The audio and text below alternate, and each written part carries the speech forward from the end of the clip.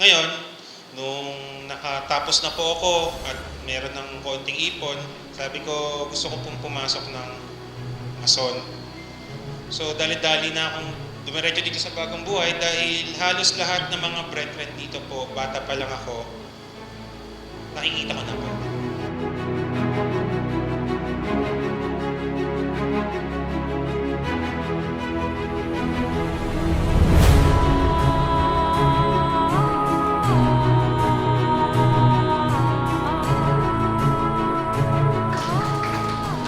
So, nung kabataan ko po, nakikita ko na po at ina-idolize ko din po ang mga brethren po ni Daddy, which is halos na nasa bahay po is mga mason, nagiinuman, nagtatawanan sila doon. Ako, wala akong pakailan, takbo-takbo lang ako.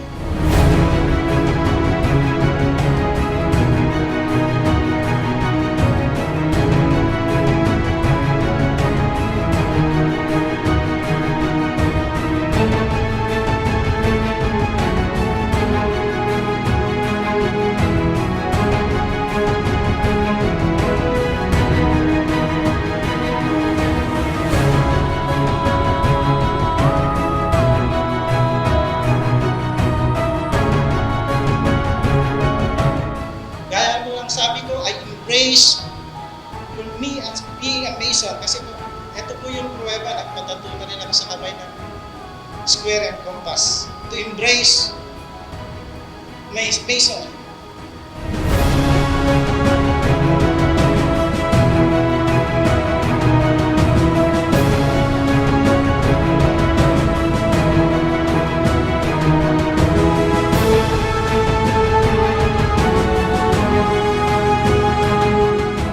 First and foremost, let me thank my brethren of Bagong Buhay Lodge number 4 for putting their trust and confidence in me.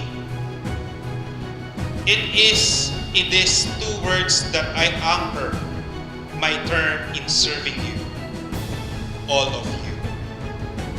My gratitude also goes to all brethren who are here present and those others who wish to be here.